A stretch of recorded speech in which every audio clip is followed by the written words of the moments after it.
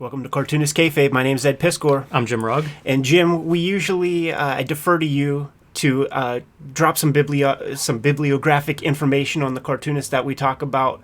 But we're speaking to John Romita Jr. Can we agree that he's drawn every single Marvel comic character that matters and a couple of the DC ones that really count? And can we just launch into things? Yes, 100%, Ed. I'm glad to do it that way. We'd be here the whole hour doing the credits otherwise. John Romita Jr. Now I feel really old. Thanks, guys. I feel very... Well, I started when I was 2, so I don't feel that old. There you go. It's funny you say that, man, because I think you might be the first comic drawer I've ever laid eyes on because of the hunk of the month bullpen photograph. Man, that might be the first comic drawer I ever. Did you hear this? Do you know the story about that? Cartoonist Kayfabe exists because you, the viewer, have been goodly enough to support our comic book projects that Jimmy and I have created over the years. Jim has a new one coming out March 16th. 316 says you got to go out and get Hulk Grand Design. What Jim has done is taken 40, 50 years worth of incredible Hulk comics, more than 500 issues of material. Multiply that by 22, and you got the amount of pages that Jimmy had to read in order to distill it down into its purest form. 2 40-page comics. The first one being Hulk Monster. The following month, Hulk Madness comes out. 40-page comics apiece, taking all of that material, distilling it down into its purest form, and giving you the greatest Hulk romp you are ever going to read. We've supplied Jimmy with a bunch of variant covers. Here's the Eddie P variant that is sort of by way of the Todd McFarlane Herb Trimpe joint. Peach Momoko, the cottage industry and friend of Cartoonist Kayfabe herself, has provided Jimmy a fantastic Hulk Grand Design cover. Marcos Martin gives you that quintessential transformation sequence that we all like to see in Hulk Grand Design. Jimmy, how many transformations happen in these 40-page comics? Man, so many. And how many in the 500 issues? that is the whole comic could have been transformations. Probably at least 500, right? You got to have those moments. Anything you want to say real quick, Jimmy? Perfect for new readers. First-time readers are welcome to this comic. Like, I pride myself on readability in my comics, so if you've never read a Hulk comic but you love the Hulk, this is the book to start with. And longtime readers should love this book because it is my favorite moments from the Hulk, whether those are covers, story moments, characters, artists, whatever it is. Like, it's the Hulk. You know, I tried to pull the greatest parts of the Hulk from 500 issues worth of sample, and hopefully I've done it. So good for first-time or long-time readers. You guys showed up in a big way in 2021 for my Red Room comics. I expect you to do the same and more for Jimmy because this is a known quantity, man. We know the Hulk. You want to see what Jimmy does with the Hulk. Red Room, the Antisocial Network, was the first season of Red Room comics that came out in 2021. We are hustling the trade paperback of that series of comics.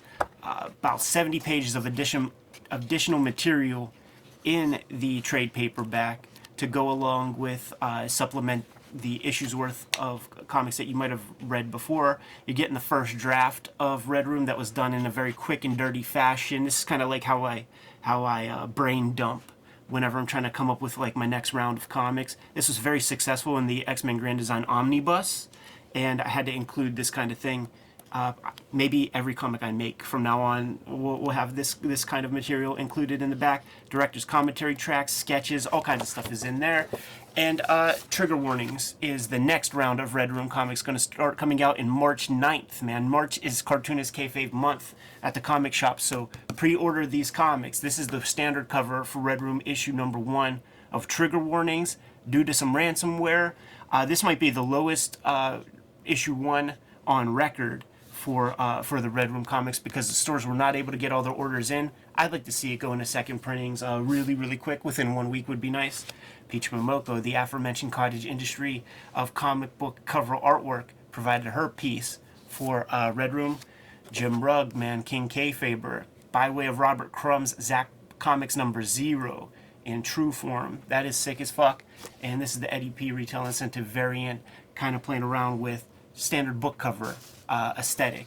Get these comics at your local comic shop. Support our bibliographies, and we're going to be able to continue bringing Cartoonist Kayfabe to you. Now that we're done paying the bills, back to the video. Please tell us. It was a practical joke by Jim Shooter on me. There was something, I forgot exactly what triggered it. We went to a bar after a softball game, and I did something that embarrassed him. So he told me that all three of the young artists at that time, me, Bob Layton, and Bill Sienkiewicz, were going to do a photo shoot because of our young single status. And he got the guy to take a photograph of me, and the guy said, look this way, and it's going to be the three guys will be hunks of the month, and then three guys running, and then there will be a subsequent set of guys, 83, whatever it was. I was the only one, and that photograph will live in infamy. He got me good. I never paid him back. I mean, I'll just send some very old hooker to his apartment when I get a chance. Tell us but about it was a good laugh. Good laugh. Tell us about Jim Shooter. I can only go by the personal part with Jim and me, and I don't remember if he was the editor when I got on contract or not. That was 77, and I was 3 at the time. The thing about Jim Shooter was he helped me with storytelling without actually telling me how, but he gave me very cogent words, much to say you have to establish and reestablish during an issue. In other words, you have to make sure the reader knows where they are without going more than 2 pages. And it stuck with me because at the time, all of us young guys were flailing around with storytelling. We knew what we wanted to do, but we didn't know how to get there. And he was implicit and said you have to reestablish. I don't care how many panels are on a page. And if you remember, I don't know if you remember back then, but there were a lot of 9, 10 panel pages, a lot of small panels.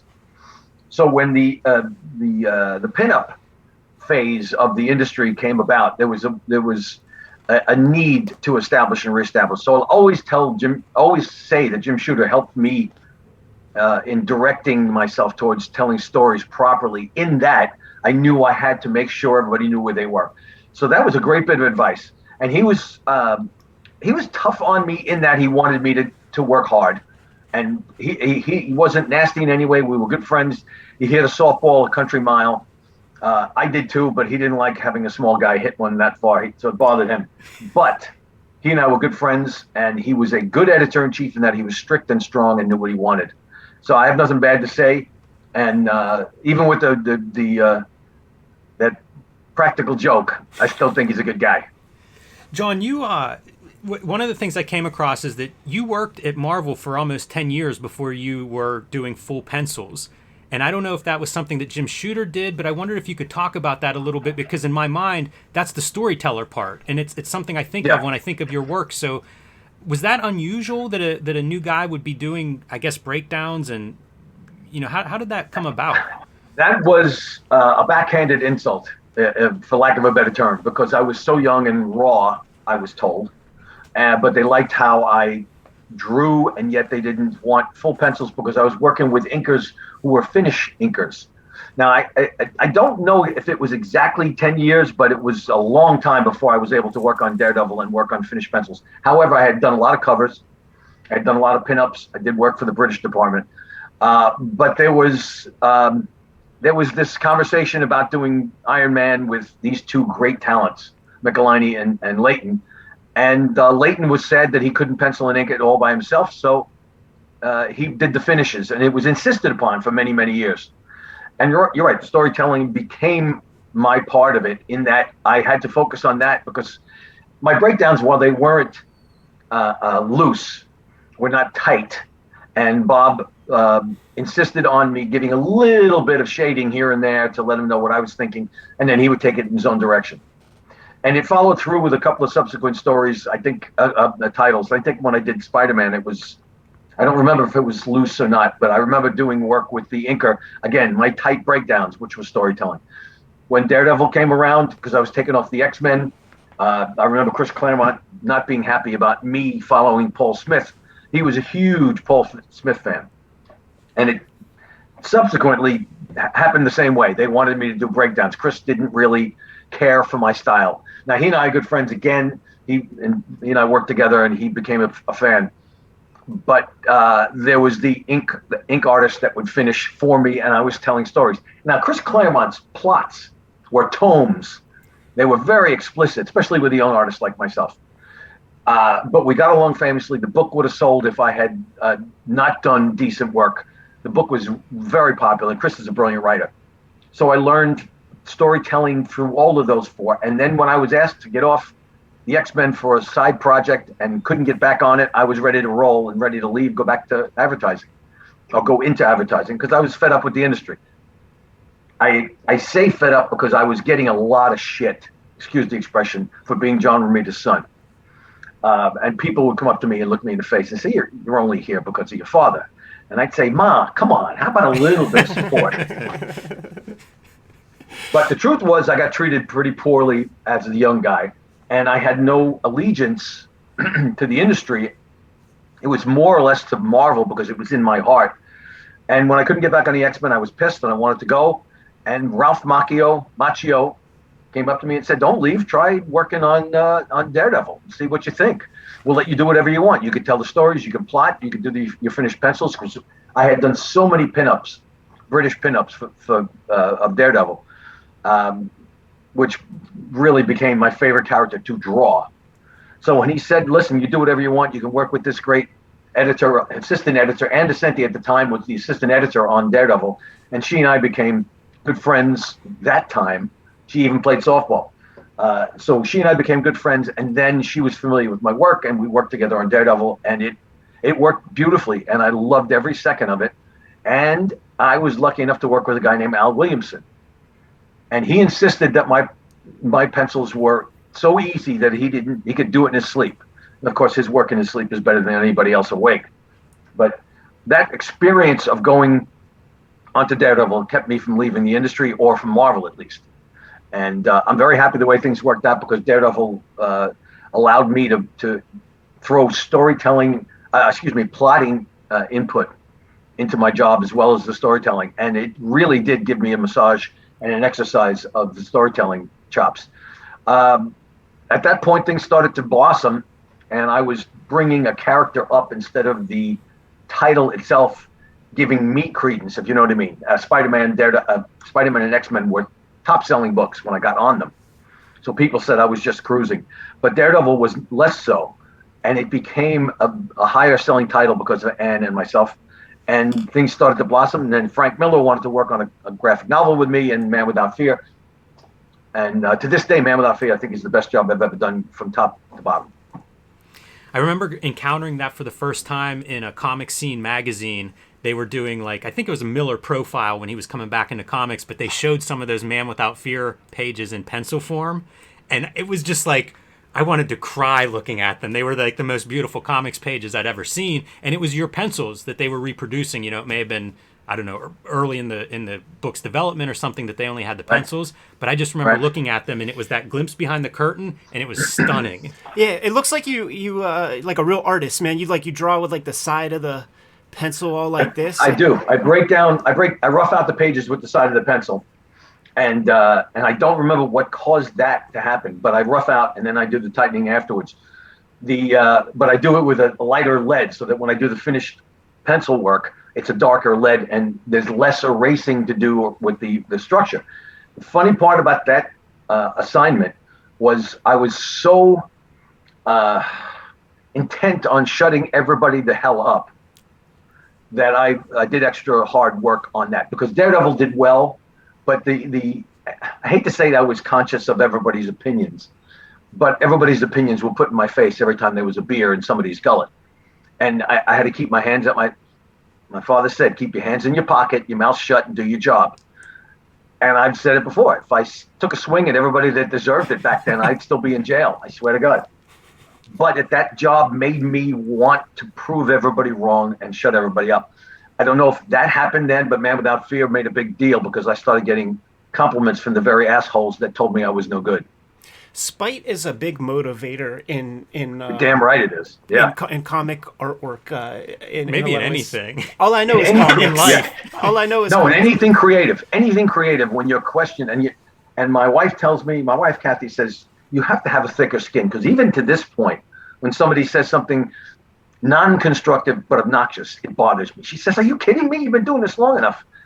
And my father said, have a thick skin. Jack Kirby, John Buscema gave me advice, and they said, don't listen to anybody.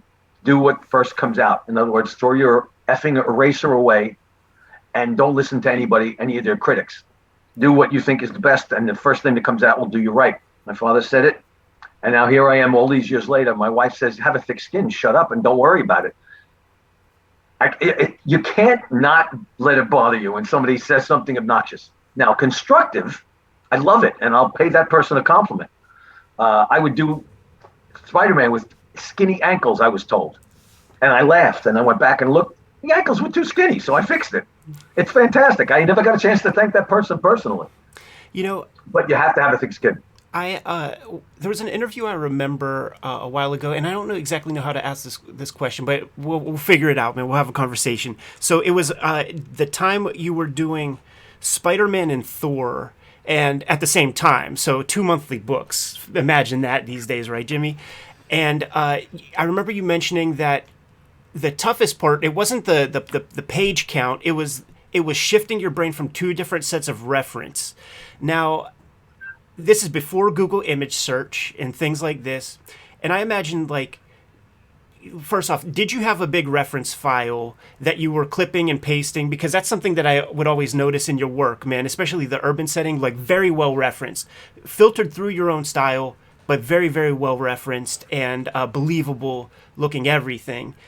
Did you inherit your dad's clip file? Did you have to spend a lot of time yourself creating your own reference library? And then when the computer comes into effect and there's Google image search, all that work that went into getting all that reference, do you still have that library? Did you throw it away? I can't imagine you could throw something like that away after building it for 25, 30 years. Tell us about that part of the job. Excellent conversation piece. Yes to everything in the above. The reference needed to work on a character like Spider-Man or Daredevil, which is the urban setting, the city setting, it was necessary. And the days of going to a library and using a mimeograph machine, I hate to say how old I am, but that's the truth. Now, taking apart newspapers, magazines, in anticipation of using them, not so much looking for stuff, or going out with a camera and taking a photograph and then taking it to the local pharmacy and getting it developed.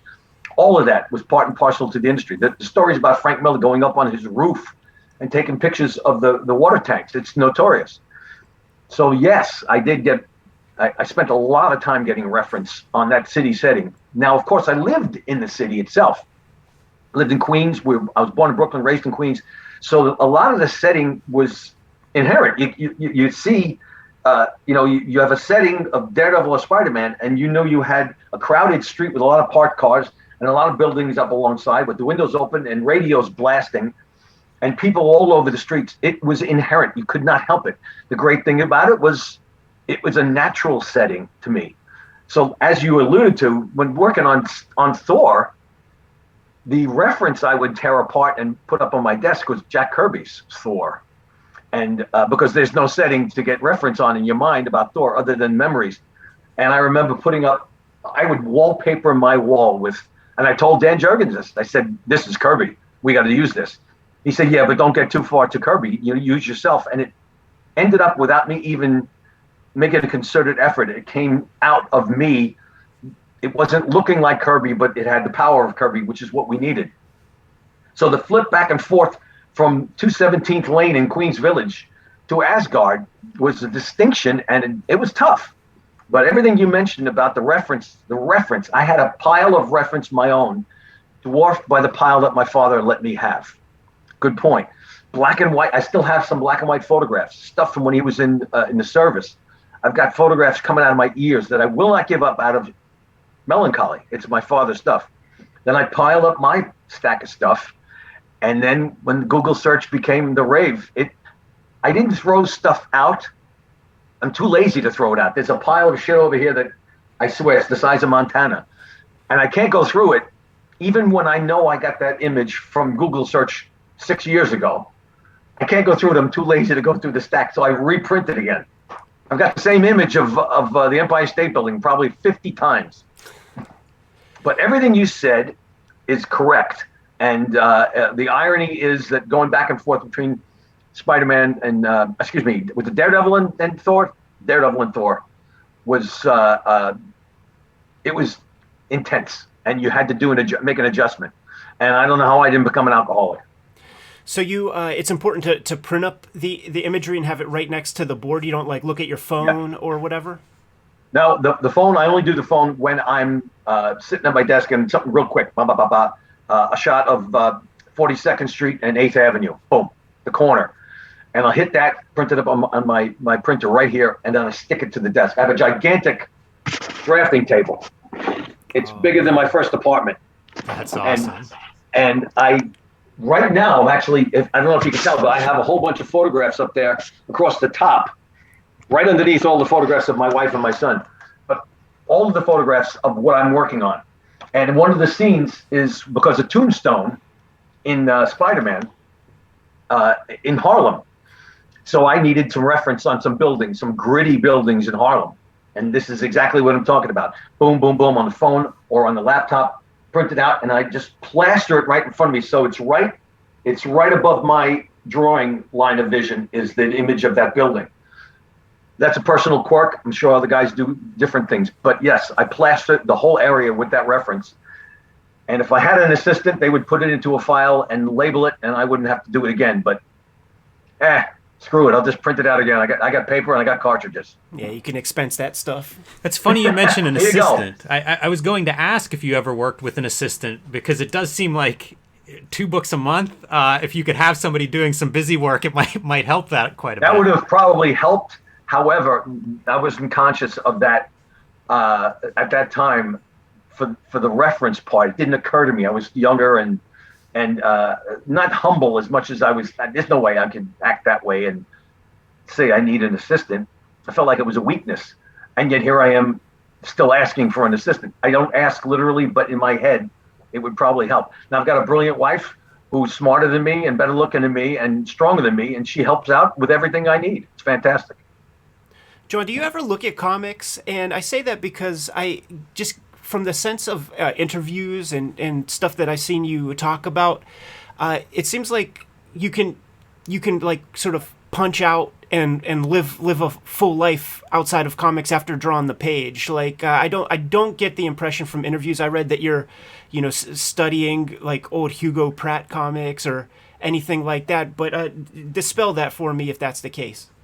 I always look at my father's work, Jack Kirby, John Buscema. I look at illustrators, the books, the Gibsons, the Wyeths. I always look at it because every once in a while I get very proud of myself with what I'm doing. Every once in a while. I have a couple of glasses of wine too many, and I'm very proud of myself. And then I just go back to my office, open up a couple of books, and I'm back to being this small again. It's a great foot grasp on the ground when you look at some of the brilliant artists that have been before you and realize that you're not that good, or everything you've done is derivative. My father told me there's always somebody bigger, better, stronger, smarter, and a better artist than you. Once you deal with that, you'll always strive to get better. So I always look at the great illustrators, and I have books of illustrators. I have a whole closet full of books, and I have to look at it. It gives me ideas. It gives me some inspiration. And then we go down to the Buscemas and the Romitas and the Kirbys, and here we are in a smaller, it's a subset of the art business, and I'm still this big. And then the guys I came into the industry with, the Frank Millers, the Jim Lees, the Kubert boys. There's so many great contemporary artists that you can't get full of yourself. You have to keep your feet on the ground, and it always gives you room for improvement, and I got plenty of room for improvement. I'll be 85, and maybe I'll be satisfied with what I'm doing. After you draw a page, can I imagine you kicking back and reading a comic, or no? I haven't read a comic in a very long time. I look at the art. Now I know the story going in, and which means I'll do a quick perusal of the story, reading something from the beginning. I haven't read a full book in a very long time. Although I will look at dialogue when I know I'm going to work with a certain writer. When I found out that I was going to work with Zeb Wells, when I had his stuff, looked at the dialogue. But the art is important to me, and the storytelling is important to me. And occasionally, I will, under my breath, say, I can do that better, that kind of thing. But the art is intrinsic to my progression. And there's so many guys better than me as draftsmen. But I think when I say I can do this better, I feel I'm stronger in storytelling than as many people as there are in the business, only because I needed that to make my art look better. My art's a 5 on the scale of 10. My storytelling is higher up, and it drags the quality of the art up. And I'm very proud of that. Very, very proud of that. What do you attribute your storytelling ability to? We talked to Howard Chaykin, and he was talking about how you guys would do seminars at Marvel with young artists for a while. So, you know, obviously, I think everybody agrees your storytelling is exceptional. Is there something you point at as to, like, how you've gotten good at the storytelling thing? Something we could learn from? Something you tell those young Marvel upcoming artists? Be deliberate and act as if the reader doesn't know where they are, just like Jim Shooter said. Now, interestingly, it was all of those rainy nights in Queens when there was no cable and there was only a couple of channels to watch, and there's nothing to do on a summer day. My father would say, "Sit down, I want you to watch this movie. It's called On the Waterfront, or 12 Angry Men, or Inherit the Wind." These brilliant black and white films that were they were based on storytelling, in that there was nothing flashy about the special effects. And when he would say, "Look at this, watch this scene," and so on, and while he's working, he would say, "Remember we were watching this movie? This is the kind of thing I need you to pay attention to," because I had already told him I wanted to be a cartoonist, that kind of thing. It was the conversations with him, following what he did, hearing the conversations he would have with Stan Lee, where he would walk into the office with a pad, and Stan would describe the story to my father. Verbally. It wasn't a plot. It was a verbal discussion. My father would write down and then draw out a whole issue, and Stan would write the dialogue according to my father's artwork. So his point was, you need to be deliberate in your storytelling. Make sure that the reader knows where they are from page to page. Even if you do some fancy tap dancing, intermittent cuts between the scene, make sure you know where you are when you cut back to it. It's cinema. It's cinema. I'm a cinephile. I pay attention to film so much, and the pullback. Those two words were such a vital bit of advice from my father. And he said, "Don't do everything close up. Don't try and cheat. Pull back and show where you are. If in the middle of a conversation you're up in a building in Queens, pull back and show the window, and then show the street." And he gave me the perfect example. There's a movie called The Big Country with Charlton Heston and Gregory Peck. And without going into the story, Gregory Peck is a sailor, a big-time sailor, and played on the ocean all of his life.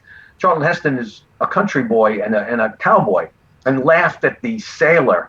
And the sailor says, I've worked in the largest playground in the history of mankind. This is nothing to me. They get into a fight because they don't like each other. And it's, instead of the close-up, they pull back into this gigantic horizon of countryside, and the sounds of the punches are muffled, and you can hear them grunting and groaning and beating the snot out of each other, and then you pull back in. That stuck with me. Oh my God, this is brilliant. So every once, and I just did a scene like this in Spider-Man, where I pulled back. He's running a gauntlet to get out of a building, and I pulled back to show a scene, and I had so much fun with it, because it's a silhouette, but it's pulled back and you can see the hallway, you can see the door. That stuck with me, that moment of pulling back and establishing, number one, and varying the imagery, number two, because everything can get repetitive. We can all show somebody beating the snot out of another superhero and so on, but to vary the imagery to the point where it's interesting and fun, and it also serves a purpose, because you can show where they are and something can come into the scene a page or two later that you showed in the previous panel. It's cinema. It's showing deliberate, sequential story without jerking off with the big pinup shots that we can very easily do. And whether it was because of my father, Jim Shooter, the films, all of that or not, I developed it into what I wanted to do, and I got a grasp of it. You mentioned that The Man Without Fear. If you look at that graphic novel, in the back they showed the script with all my little notes on it. People used to tell me, do your thumbnails before you pencil a page. And what they literally meant was draw the little panels the way you wanted to, and then you draw it on a larger sheet. And I thought that was repetitive. And I started writing notes to myself about those panels. I would say start off 6 panels. This is a smaller panel. This is a close-up. This is this. And it's a shot of Daredevil, and then there's a shot of this, and then there's a big reveal shot of Daredevil slapping somebody. And it became my way of my formula. And it stuck with me. I'm still doing it, and I'm loving every second of it because I know exactly what I want to do. And I still can do the 2 books a month, but I wouldn't be able to enjoy the intricacy of the art. And my last belabored point, because I had a cup of coffee before you guys came on, that desire to shut people up was just huge when I moved back to Marvel from DC. Got a lot of negative reaction. Stay over there, you suck. And again, I said, Mom, please be nice to me. Say the nice things. And I needed to show everybody that I still got it. And it's a great motivator, and it's still with me. And when the first issue of Spider-Man hits, however long ago, how long from now it is, I want it to be a little bit of a shove up people's mouths and shut them up. I was going to say shove up their ass, but I apologize. You could say that, man. Like this is, this is a classy affair, but we can have profanities as much as we like, man. I need to prove myself again, even at this age. I would like to get a little bit on the record about quote unquote deadline style. What you mean by that? I have some ideas of what you mean by that, and how that works with your process specifically. Do you do 1 page at a time? You let us know that you don't necessarily thumbnail everything out. Do you lay everything out on the big boards at once and then go in and use the rest of the month? Like, how? Explain deadline style. Oh, and I think we're going to get some visual aids, Jimmy. I think we're in for a treat. The deadline style was a colloquialism for whatever the hell comes out on time. Because when I was younger, I wasn't conscious of a style. I would just draw and try to get done as quickly as possible. And then my improvement happened the more I worked, which happens to anybody. You're going to get good at something if you do it 12 hours a day for 20 hours a day. It seems like for 10 days a week. You have to get better. And I was working to get all deadlines, make the deadlines, because I wanted to make sure I didn't get anybody second guessing their decisions. And I nicknamed my style deadline style because I wasn't conscious of anything other than what I was drawing to get meet the deadline. The art came along, the storytelling was there. I knew what I was doing. The notes, I had my formula, it was all down. So if somebody says, how would you consider your style? And I said, it just, whatever comes out on time, it's a deadline style, and it stuck. I work on a page, I rough out a page. After doing the notes in the script, all right, let's play. Very exciting, Jim. All right, give me a second. Here is the script I got from Zeb Wells. In the borders are all my notes for what he's written. He doesn't write a lot per se. It's about a 15-page script / plot because he says, I know what you can do. You don't need me to do it for you, but I'll give you my dialogue for a scene. You can, that kind of thing. It's a great combination. I write the notes and then I start roughing out pages. And this is how it comes out. I rough the pages out. I did 7 pages of roughs yesterday. And I'm thinking about finishing the rest of the issue in rough form and then starting to tighten up pages because we're on a good schedule. And I'm having a great run of the roughing, which is the storytelling format. And normally I would do 2 or 3 pages of roughs and then start tightening up and hand in 2 or 3 pages every couple of days, that kind of thing. I'm in the mood to do roughs. The weather sucks outside, so I'm in the mood to rough everything out. When the sun shines, I do better tight work. The formula is, if you're on a roll, stick with it. If I was on a roll of tightening, I would tighten out all 7 pages consecutively. But I like to rough, and when I'm in that great storytelling mindset, and Deb's got this great set of scenes of Spider-Man trying to escape a building, wonderful stuff. But he's leaving it to me, and I'm having a blast. An old beat up tenement, and he's trying to go run the gauntlet through a bunch of bad guys. I love this kind of stuff. And he says, I'll give some suggestions about what I'd like, and here's some dialogue with it. Knock yourself out. and it's great. And it's a great combination of the two of us working together. So I'll rough and I'll tighten, and that's it. It's like the gas and brake pedal when you're driving.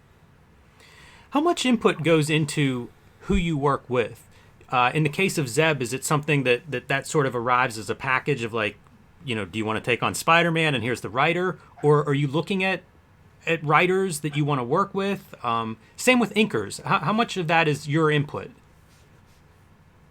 If I were a bitch and I was just a complete diva, I would throw my feet down and demand somebody, but I can't do that. Never could. There's so many great writers, so many great ink artists. I was told in early on that Scott Hanna and I were going to work on Spider-Man together. Scott is brilliant. He's an artist on top of being an ink artist. Same with Klaus Janson. I've worked with, and Danny Mickey, brilliant artists first and then became ink artists. That I get a chance to work with Scott again. We have a long history in Spider-Man. He knows what I do. I know what he does. He says, I can fix something you make a mistake on and without even asking you, that kind of thing. And those happen all the time. And when I was told that Zeb was the writer, I hadn't read any of his stuff, went out and started reading some of his stuff. You asked about it. And I would read a couple of pages and then I would look at the story and I would grasp what he was doing. When I found out and I got a chance to speak to him, it was great. I would never, ever throw any kind of any weight around and demand anybody. They know who I like, ink artists wise and writers wise. I've worked with some of the best writers in the industry. Thank God I've been lucky. But when they told me that it was going to be Zeb at the get-go, not too far away from when they told me it was going to be Scott and me, I knew that it was going to be a great combination because I had been told by more than a few people Zeb Wells is a brilliant writer in the industry right now. I said, that's fantastic. And this is where we are. And it's a lot of fun. There's 4 issues done. And I'm having a lot of fun with it. And Zeb is a fan. I'm a fan of Zeb. Scott and I get along great. The editor is great. Nick Lowe is a brilliant editor. Every once in a while, he'll call me and say, this face doesn't look right. Do this. Hey, all right, I got to do it. He's the boss. He signs the checks. So I have input from everybody. And it's a great combination of everything. And I'm really happy to work on it. The process stays with me over the years. And I could still do 2 books a month. I just don't know if I would be able to put in the detail and the work that I'm putting into this and to the whole 6 issues I'm going to do right now. We'll see. The Fantastic Four thing I did was the outset when I first got back to Marvel. I put more work into that than I had in a long time on a title. It was 60 pages. It wasn't just a title. It was a special project. Little bit of wanting to shut people up. Little bit of proving I still have it. And I didn't want to rush it. I wanted to make sure it showed that I had the ability to play with all the line work and all the shading and so on. Had a great time with it. And it's following along. Now, if they say do a second title, which you didn't hear me say this, there's a possibility of doing another title, or not a monthly one. I jump at the chance. I'll just put myself in hock. I'll go out and buy a stupid car or something like that and put myself in debt and have to work hard. I exaggerate to clarify. I would never buy another car. John, let's talk about inkers. You mentioned a couple. So I think a fun sort of game to play would be to maybe name some inkers, and you give us sort of off the top of your head what you think they brought to the table, their strengths, like what the relationship was like. And let's start off with Dan Green. Dan and I started off early on in our careers, and we got along famously. And interestingly enough, his style was derivative of a couple of older artists before him that did very fine line work. The names of which Dan Atkins and a couple other guys. And it worked well with what I was told was my gritty style. The stuff came out beautifully. We did the Iron Man stuff, correct? It was an Iron Man? Yeah. X-Men, a couple rounds of X-Men. X-Men, yes. And he and I got along famously, and he's another great artist that did repair work, if you'll excuse the expression. So I enjoyed him, and I had no problem with anything he did. His stuff was beautiful. It was all the X-Men. You're right. I'm sorry. I'm interposing my ink artist. But we went to France because of the Magneto on trial issue, and people were complimenting Dan as an artist as well as me, which shows you that he's that good an artist. It's great.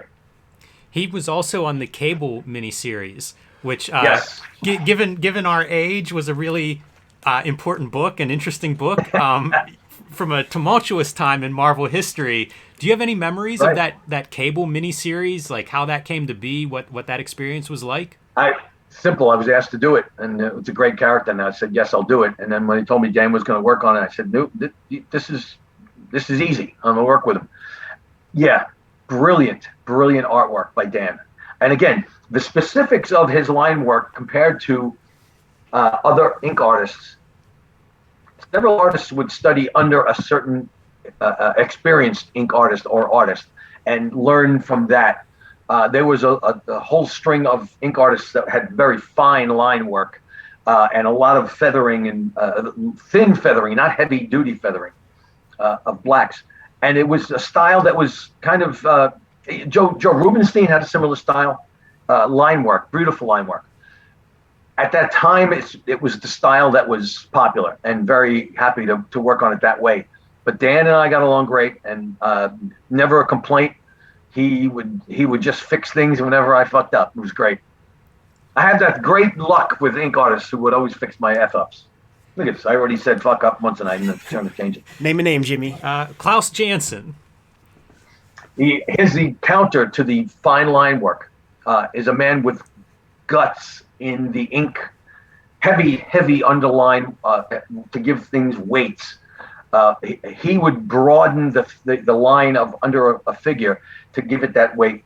And our gritty styles meshed perfectly. I was told that my stuff is more street than it is Asgard, which is interesting. We talked about it a few minutes ago. Klaus and I worked so well on Daredevil and Wolverine and everything we worked on because we have a variance in styles, and I think that is that's the that's the spice of life. Variety is the spice of life, and he and I work together all the time and love every minute of it. And consequently, when a certain project comes up or a cover comes up, they will say, "This is suited for Klaus. You want me to send it to Klaus?" Of course, send it to Klaus. Another great artist, a brilliant artist first before he became an ink artist. Same as Dan Green, same as Scott Hanna, same as Danny Mickey. And then, of course, when you go back to the guy that I was lucky to work with on Daredevil, Al Williamson, who is the line man of all time, a lot of guys studied under him, so to speak. I've been blessed with working with brilliant ink artists. Yeah, I tend to think of Al Williamson and Klaus Janson as like possibly the greatest inkers of all time. And, looking forward to talking to you, I thought you could set the record straight and tell us which of those guys is the better inker. Sophie's choice. Don't do that to me.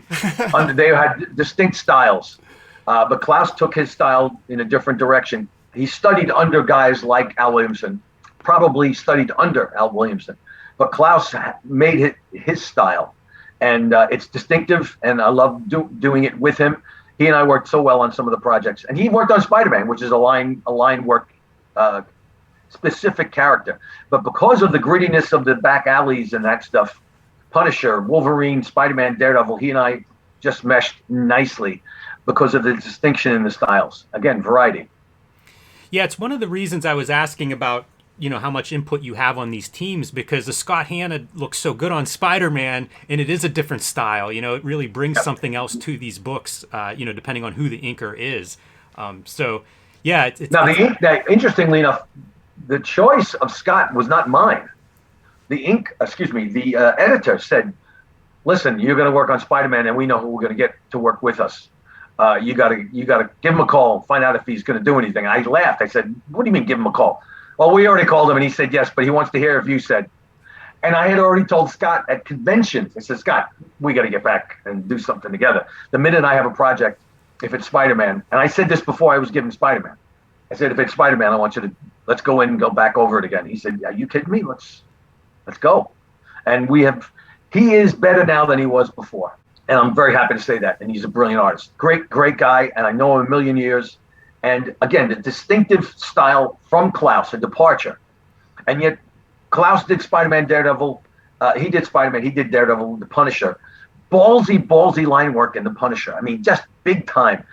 And the distinctive style between him and Scott. Scott does the big, strong, ballsy stuff on Spider-Man 2 and throws in the heavy weights. And they claim, and I may have heard this over a couple glasses of wine, it really depends on the image itself, not so much the whole theme of the story, ink-wise. In other words, if there's a panel that needs that extra oomph on some of the lines, these experienced, brilliant artists, just they know what to do and where to put it.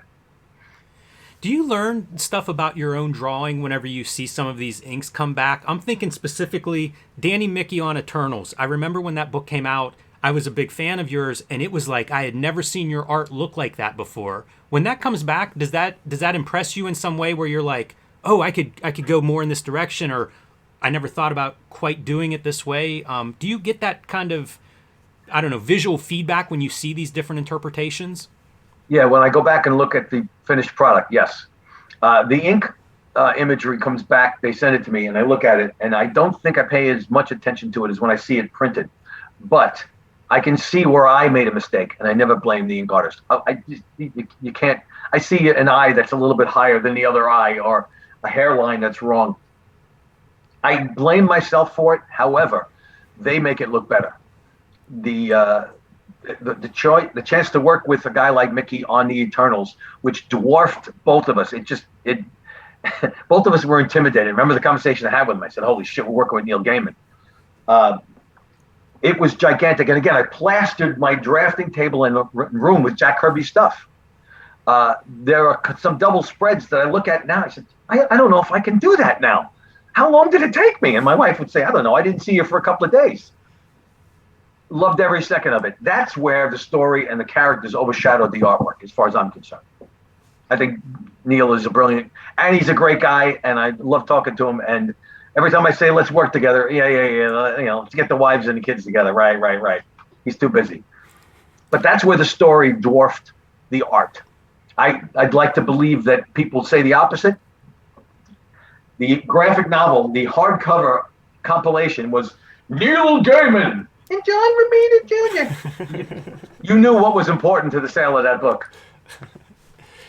John, do you prefer working Marvel method or full script? We've been talking about your But as I mentioned with Zeb, it's a nice combination working with a writer who's willing to accede to the storytelling. In other words, I'll give you the dialogue. Neil Gaiman actually said that to me. I'm going to give you a script because I didn't know how much you like doing this. I'm giving you a script. You do whatever the hell you want, and I'll adjust the dialogue according to the artwork.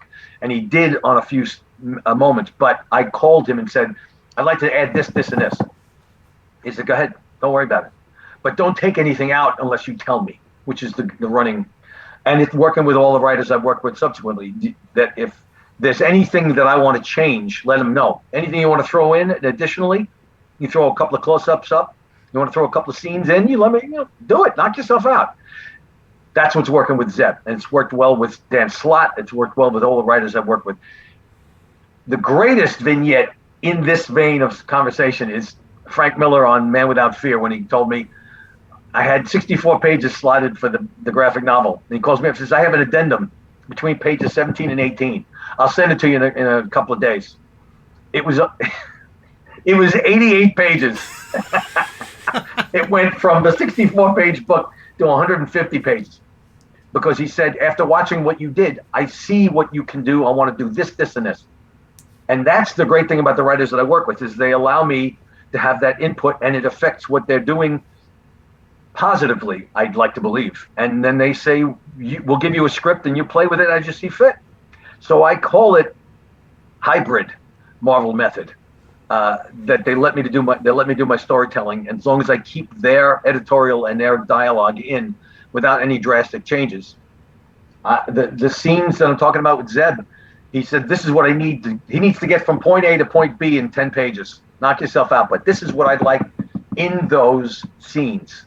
I want him to do this in this scene, and then this guy comes in and does this in this scene. And as long as I keep that in the storytelling, and I play with it as I see fit. It's a great combination of writer and artist. I love it. You don't have to name names or anything like that, but I do wonder if you were ever hamstrung by a very tight full script.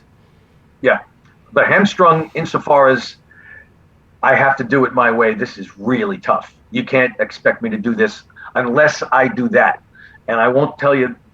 And it ended up being a great project, but it was very difficult in what the writer was asking for. Not that it wasn't great imagery possible.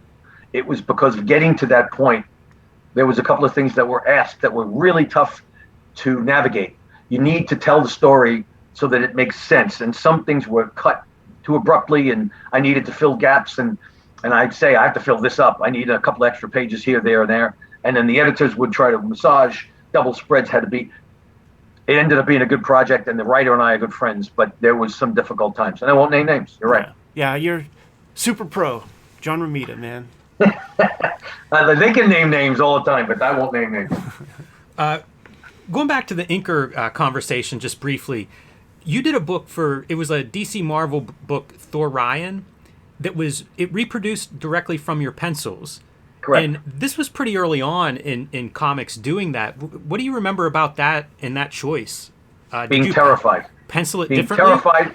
I had my pants down in full public, and everybody was going to point and laugh. I was really nervous. So it was set up, John. It was set up for that. It wasn't a deadline issue. Like, it was going to be printed from the pencils from the jump.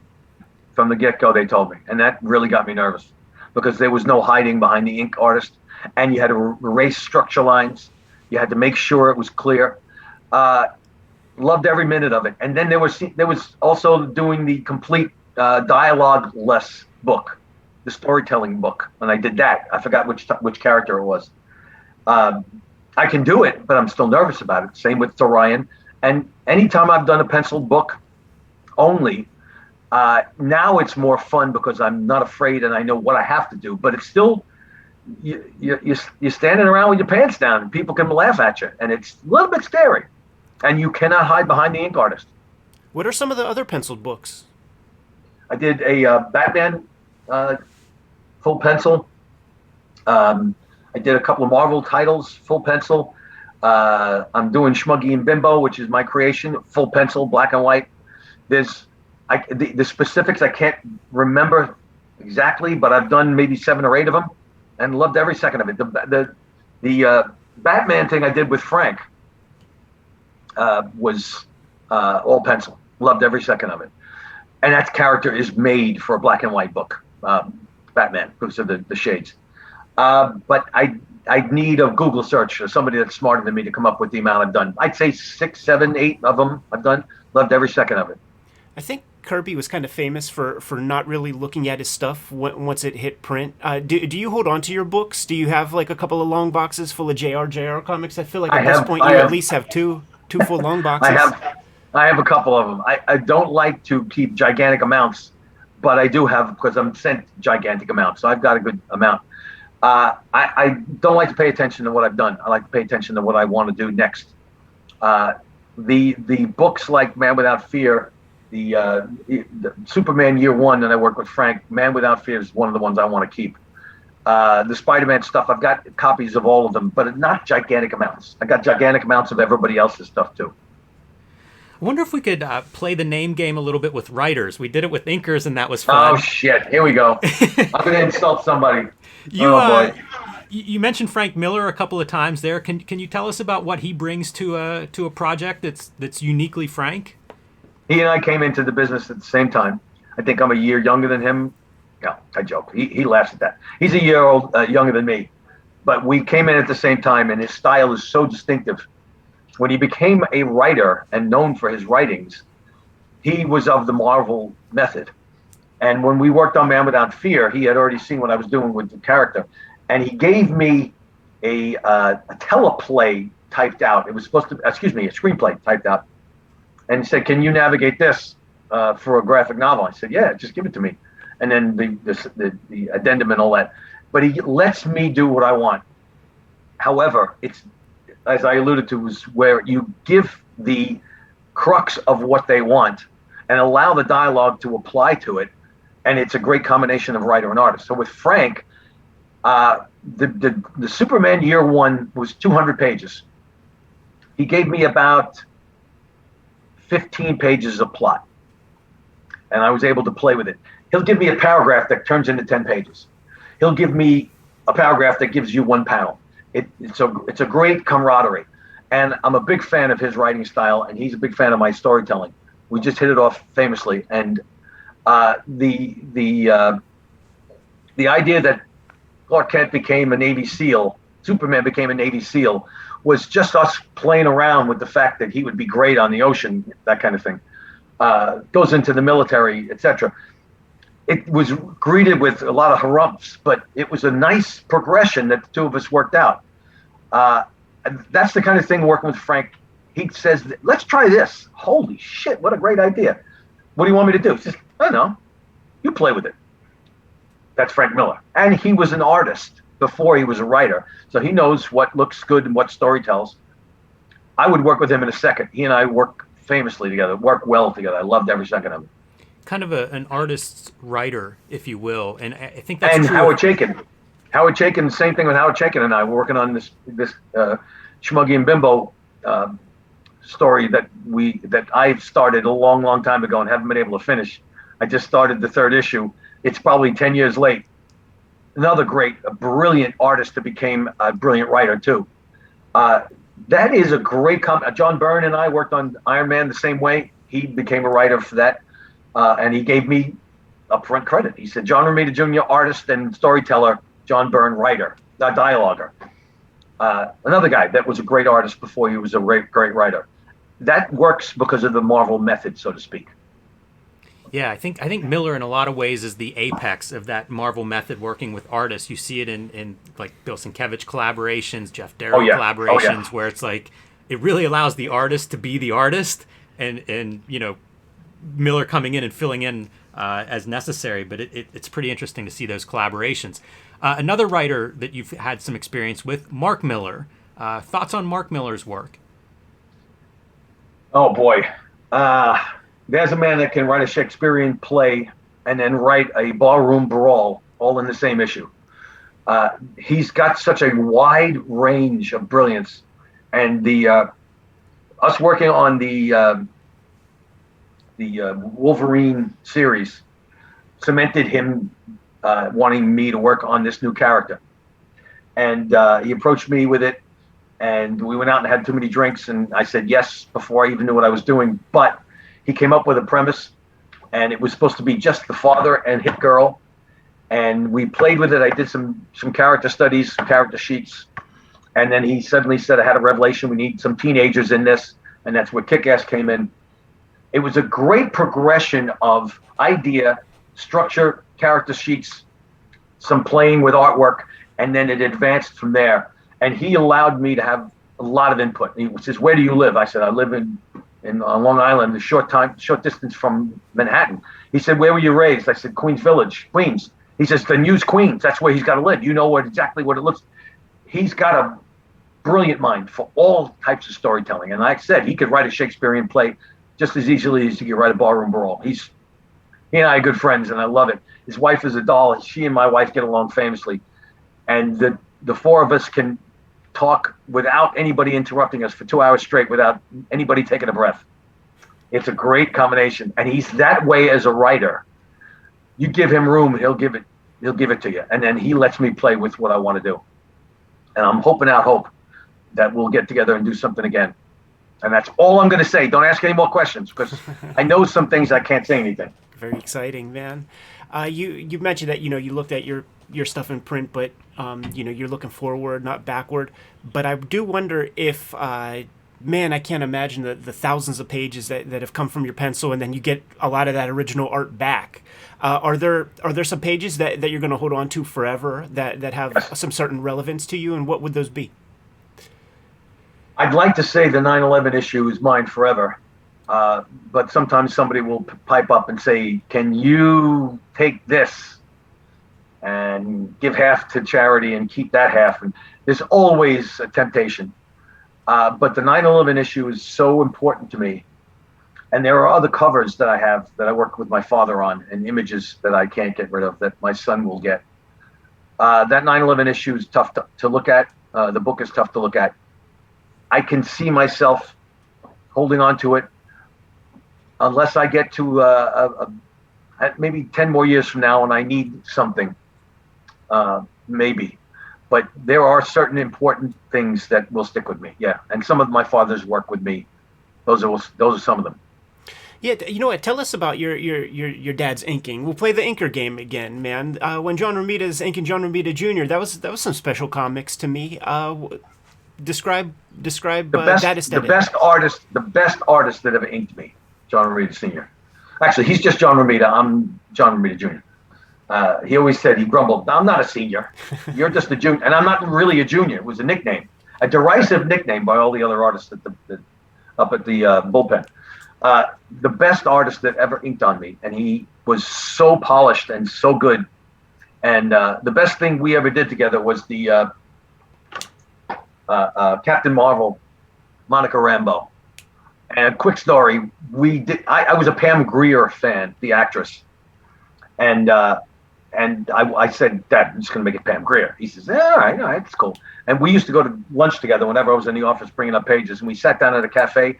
And this 12-foot tall Amazonian beautiful woman was serving us as she was doing auditions on Broadway. And stunningly beautiful woman. And my father said, "F Pam Grier, this is the next Captain Marvel right here." And that's who that character was. Big afro and everything. So that conversation between the two of us, without taking photographs of that woman, speaking about reference, I didn't take any photographs of that woman. I never told her that she was Monica Rambeau. If she's still alive and she ever tries to sue Marvel, it's my own fault. But the two of us worked on that book together, and we're very proud. And he really took it to heart because of that girl. It was great, and he did a beautiful job. Those pages shined. Again, brilliant artist first, and a great inker and repair job. He fixed everything. He'd call me up and say, "I gotta fix this." Thanks, Dad. We got some sense of that. I to this day I remember watching the home shopping network or whatever when you and your pops were on the set, and they had the big white tablet and gave you guys some Sharpies that were not they just give you drawing supplies, and it's like, here, draw the most amazing Spider-Man and stuff. And I remember I think it was like a Gwen Stacy that you drew, and he was like criticizing you on the air about, she's a blonde. You have too many lines in that hair. Like, what are you doing? I can't believe you remember that. That's a perfect microcosm of working with my father. And he says it with a big smile on his face. Speaking of my father, there is an image that we did. We did two posters together. Spider-Man in the rain on top of a dome that it became a big G Clay poster.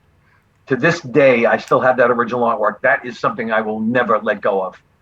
I insist on it being the best Spider-Man piece I have ever done, and it was that way because of my father. And there's a second one that's actually over there. That's the second one that we did together.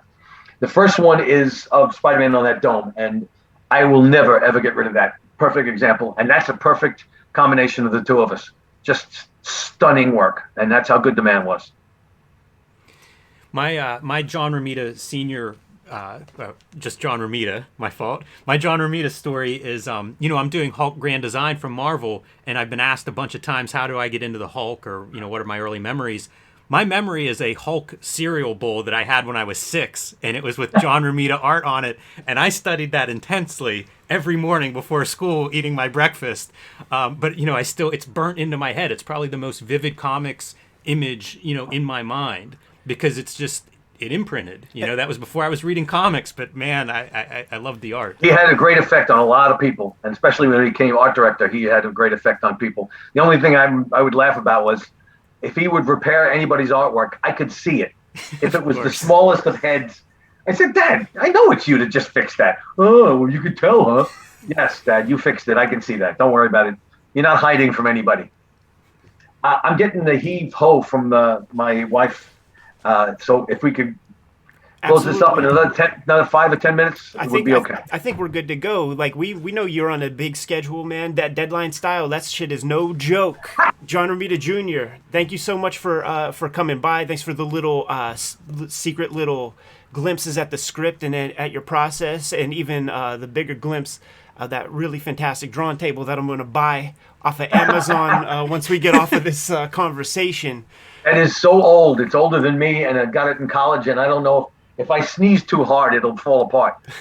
But I want to tell you guys, thank you much. Great conversations, great questions, great pieces.